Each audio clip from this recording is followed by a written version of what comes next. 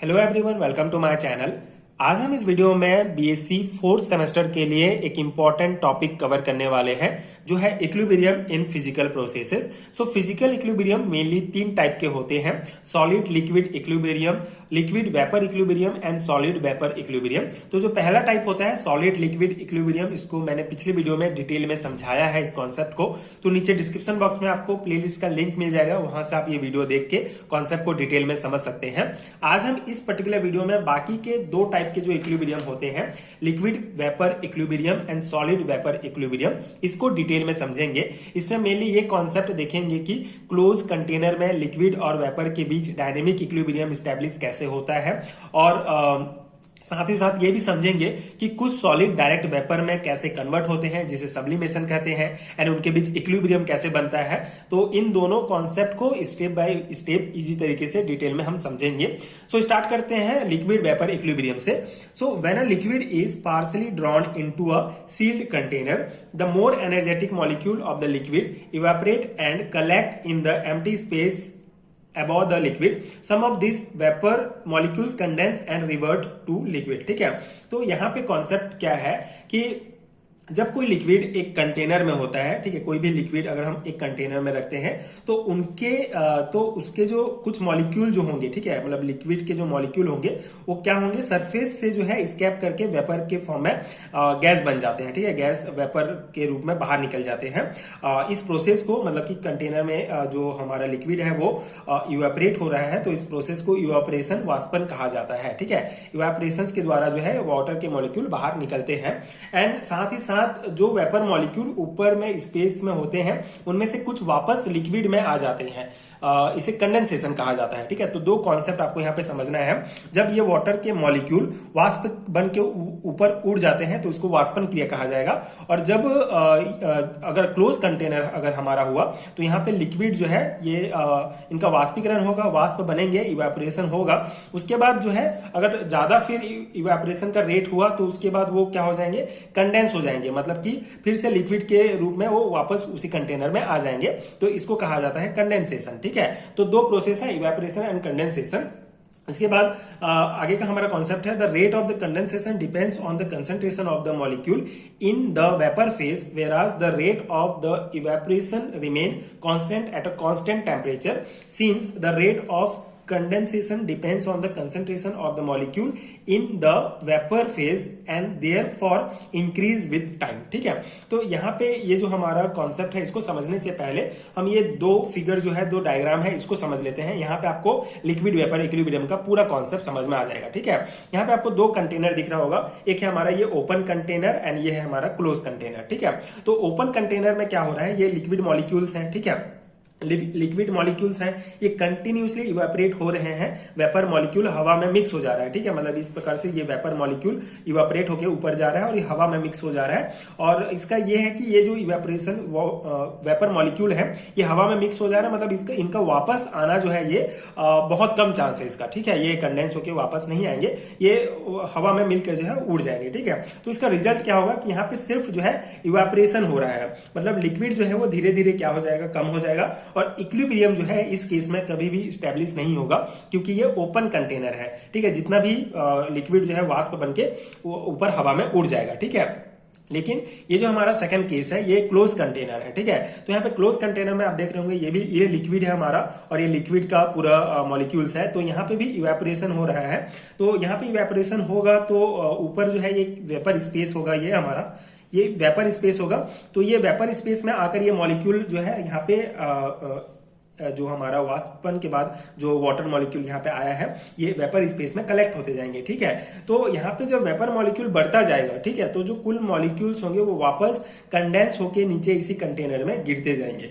तो एक पॉइंट ऐसा आता है जब इसका इवेपोरेशन रेट और इसका कंडेंसेशन रेट, मतलब कि लिक्विड से वाष्प बनने की प्रक्रिया और वाष्प से लिक्विड बनने की प्रक्रिया जो होगी वो दोनों बराबर हो जाएगी, दोनों का दर होगा, जो रेट होगा वो बराबर हो जाएगा। और इसी पॉइंट को फिर हम कहेंगे लिक्विड वेपर इक्विलिब्रियम। ठीक है, तो ये कॉन्सेप्ट है सिंपल सा, आई होप आपको समझ में आ गया होगा कि लिक्विड वेपर इक्विलिब्रियम क्या है। ओपन कंटेनर में लिक्विड वेपर इक्विलिब्रियम स्टैब्लिश नहीं हो सकता है, लेकिन क्लोज कंटेनर में होगा, क्योंकि जितना जो है वाष्प बन के मॉलिक्यूल ऊपर जाएगा उतना ही कंडेंसेशन के बाद जो है वो नीचे उसी कंटेनर में एकत्रित हो जाएगा। ठीक है, लिक्विड बन जाएगा। तो ये एक ऐसा पॉइंट आएगा जब इवेपोरेशन का रेट और कंडेंसेशन का रेट दोनों बराबर हो जाएगा, तो उस पॉइंट को कहते हैं लिक्विड वेपर इक्विलिब्रियम। तो यही कॉन्सेप्ट को यहाँ पे बताया गया है। इसमें दो चीज आपको और समझना है, एक तो इवेपोरेशन रेट और कंडेंसेशन रेट। तो इवेपोरेशन रेट क्या होगा, कांस्टेंट रहता है गिवन टेम्परेचर पर। कैसे, देखिए इवेपोरेशन मतलब वाष्पन। ठीक है, तो वाष्पन का जो रेट होगा वो अगर यहाँ पे हमको इसको अगर हम एक पर्टिकुलर टेम्परेचर पे अगर इसको हम गर्म करते हैं, तो जो लिक्विड है वो वाष्प बनने का जो दर होगा, जो रेट होगा वो कांस्टेंट रहेगा, टेम्परेचर के ऊपर डिपेंड करेगा। लेकिन जो कंडेंसेशन रेट होगा हमारा, मतलब कि वाष्प से लिक्विड बनने की जो प्रक्रिया होगी, वो बेसिकली डिपेंड करता है वेपर मॉलिक्यूल के कंसंट्रेशन पर। ठीक है, कितना वेपर मॉलिक्यूल यहाँ पे जमा हुआ है। अगर ज्यादा जैसे अगर इनिशियली अगर हम देखें तो वेपर मॉलिक्यूल कम होगा तो कंडेंसेशन कम होगा। ठीक है, लेकिन अगर समय के साथ, टाइम के साथ वेपर मॉलिक्यूल बढ़ता जाता है तो कंडेंसेशन भी बढ़ता जाता है। तो दो चीज आपको ध्यान रखना है जो इस पैराग्राफ में कहा गया है कि इवेपोरेशन रेट जो है वो कांस्टेंट रहता है टेम्परेचर के साथ, लेकिन जो कंडेंसेशन रेट होता है वो डिपेंड करता है वेपर मॉलिक्यूल के कंसंट्रेशन पर। ठीक है, तो ये दो पॉइंट आप ध्यान रखेंगे। तो ये हमारा लिक्विड वेपर इक्विलिब्रियम है। कुछ और इंपॉर्टेंट पॉइंट है, इसके ग्राफ वगैरह को भी हम डिस्कस करते हैं। So, after some time, the rate of condensation equal to the rate of evaporation. As soon as the rate of the evaporation equal to the rate of the condensation, a liquid vapor equilibrium is established in the container, which can be represented as follow. ठीक है, तो same concept जो हमने समझा कि एक ऐसा time आता है जब कंडेंसेशन का जो रेट होगा वो इवेपोरेशन से इक्वल हो जाता है, और जब ये दोनों आप इक्वल हो जाएंगे, एक ऐसा पॉइंट आएगा जब दोनों बराबर हो जाएंगे, कंडेंसेशन रेट और इवेपोरेशन रेट, तो उसे कहा जाएगा लिक्विड वेपर इक्विलिब्रियम। ठीक है, मतलब लिक्विड वेपर इक्विलिब्रियम स्टैब्लिश हो जाएगा, जिसको हम इस प्रकार से शो कर सकते हैं, लिक्विड एंड ये इक्विलिब्रियम का साइन एंड ये वेपर। ठीक है, अब इसका एक ग्राफ इंपॉर्टेंट है। इस ग्राफ में बेसिकली लिक्विड वेपर इक्विलिब्रियम का ये ग्राफ है। इसमें दो एक्सिस है, हमारा एक्स एक्सिस टाइम को रिप्रेजेंट करता है, ये रेट को रिप्रेजेंट करता है, और यहाँ पे जो हमारा कर्व है ये बेसिकली इवेपोरेशन को हम स्ट्रेट लाइन से शो करते हैं, क्योंकि ये इवेपोरेशन लगभग कांस्टेंट रहता है। ठीक है, एक गिवन टेम्परेचर पर इवेपोरेशन उतना ही रहेगा, इसलिए ये हमारा कांस्टेंट रहेगा। लेकिन कंडेंसेशन का रेट जो कंडेंसेशन होगा उसका रेट जो है वो टाइम के साथ बढ़ते जाएगा। ठीक है, टाइम के साथ इस प्रकार बढ़ेगा, मतलब स्टार्टिंग में तो जीरो होगा। ठीक है, कंडेंसेशन फिर टाइम के साथ इंक्रीज होगा, एक पॉइंट पर ऐसा आएगा जब वो इवेपोरेशन के साथ जाकर मिल जाएगा, मतलब इक्वल हो जाएगा। ये इवेपोरेशन का हमारा लाइन है और ये कंडेंसेशन का लाइन, दोनों इक्वल हो जाएगा। तो इस पॉइंट को कहेंगे जहां पर दोनों मिलेंगे उसको स्टेट ऑफ इक्विलिब्रियम कहा जाता है, और इसी को हम पढ़ रहे हैं लिक्विड वेपर इक्विलिब्रियम के फॉर्म में। ठीक है, तो यही कॉन्सेप्ट है, जब कंडेंसेशन और इवेपोरेशन का रेट सेम हो जाएगा तो उसी को कहेंगे लिक्विड वेपर इक्विलिब्रियम। ठीक है, स्टेट ऑफ इक्विलिब्रियम। तो ये कॉन्सेप्ट है। कुछ और पॉइंट भी हैं जो आपको ध्यान रखना है, जैसे liquid vapour equilibrium can only be achieved in a close container, it is not possible to achieve equilibrium in open container. बहुत सिंपल सा कॉन्सेप्ट है, ओपन कंटेनर में जो इक्विलिब्रियम होगा वो हम नहीं प्राप्त कर सकते, क्लोज कंटेनर में ही जो है हमको इक्विलिब्रियम जो है यहाँ पे अचीव होगा। At equilibrium the vapour pressure becomes constant and the pressure at which a liquid and vapour are in equilibrium at a given temperature is called the saturation vapor pressure or vapor pressure of the liquid at that temperature। ठीक है, तो यहाँ पे एक concept है इस paragraph में जो है हमारा सैचुरेशन वेपर प्रेशर। ठीक है, सैचुरेशन वेपर प्रेशर क्या होता है, तो यहाँ पे कॉन्सेप्ट क्या है कि जब लिक्विड वेपर इक्विलिब्रियम स्टैब्लिश हो जाता है, मतलब जब हमारा ये लिक्विड और ये वेपर के बीच जब इक्विलिब्रियम जो है, मतलब जितना भी लिक्विड वेपर में, मतलब ये जो लिक्विड है ये वेपर बन रहा है, वाष्प बन रहा है, और वाष्प फिर से लिक्विड बन रहा है, एक इक्विलिब्रियम स्टैब्लिश हो गया दोनों के बीच, लिक्विड और वेपर के बीच।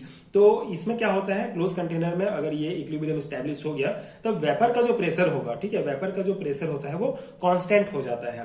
ठीक है, तो इसी को कांस्टेंट प्रेशर कहा जाता है। अगर हम इसको और सिंपल वे में समझें तो जब लिक्विड और वेपर बैलेंस होते हैं, इक्विलिब्रियम में होते हैं, तो वेपर जो प्रेशर डालता है वही सैचुरेशन वेपर प्रेशर कहलाता है। ठीक है, ये वेपर का जो प्रेशर यहाँ पे इस क्लोज कंटेनर में होगा उसी को कहा जाता है सैचुरेशन वेपर प्रेशर। ठीक है, तो ये कॉन्सेप्ट आप ध्यान रखेंगे। Then liquid vapor equilibrium is a dynamic equilibrium because the reactions of evaporation and condensation occur at the same rate in opposite direction. Thus in equilibrium rate of evaporation and equal to rate of condensation. तो यहाँ पे dynamic equilibrium की बात कहा गया है। तो ये हमारा जो लिक्विड वेपर इक्विलिब्रियम होता है इसको डायनेमिक इक्विलिब्रियम भी कहा जाता है, क्योंकि इवेपोरेशन चल रहा होता है। ठीक है, मतलब इक्विलिब्रियम होने के बाद ये नहीं है कि जो हमारा रिएक्शन है वो रुक गया है। ठीक है, यहाँ पे जो है वो कंडेंस मतलब यहाँ पे जो है प्रोसेस है वो चलते रहता है, बल्कि हमको दिखता नहीं है। ठीक है, मतलब जो वाटर है वो वाष्प में बदल रहा है और वाष्प वाटर में बदल रहा है, एक इक्विलिब्रियम एस्टेब्लिश हो गया है, ये चल ही रहा है, इसीलिए इसको क्या कहा जाता है, डायनेमिक इक्विलिब्रियम कहा जाता है। मतलब इवेपोरेशन और कंडेंसेशन का रेट बराबर हो जाता है।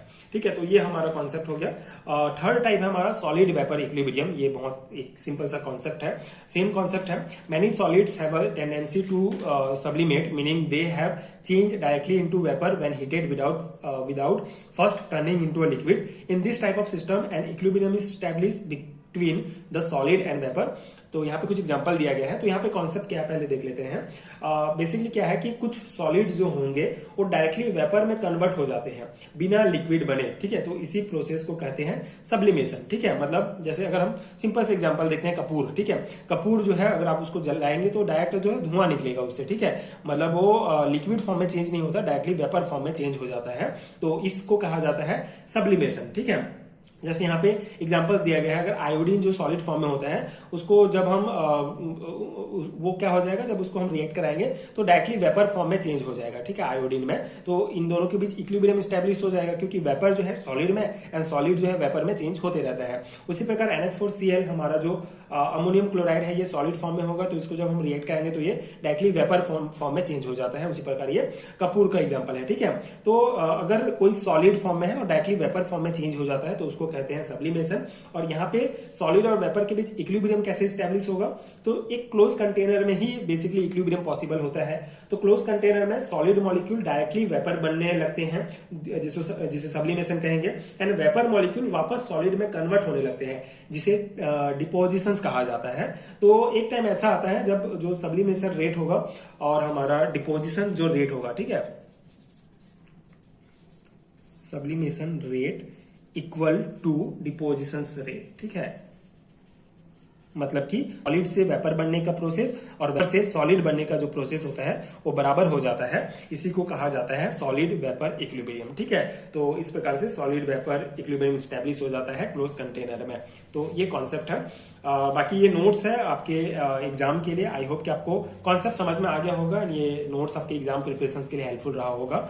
अगर आपको पेड हाईलाइटर नोट्स चाहिए तो नीचे डिस्क्रिप्शन बॉक्स में आपको PDF स्टोर का लिंक मिल जाएगा, जहां से आप नोट्स लेके अपने एग्जाम की प्रिपरेशन कर सकते हैं। नोट्स स्पेशली थ्योरी एग्जाम के पर्सपेक्टिव से बनाया गया है सेमेस्टर एग्जाम्स के लिए, तो आपके लिए बहुत हेल्पफुल होगा। तो आप PDF के लिए नीचे डिस्क्रिप्शन बॉक्स चेक कर सकते हैं। एंड अगर ये वीडियो हेल्पफुल रहा होगा तो आगे के वीडियोस देखने के लिए आप चैनल के साथ जुड़े रहिए। Thank you so much for watching.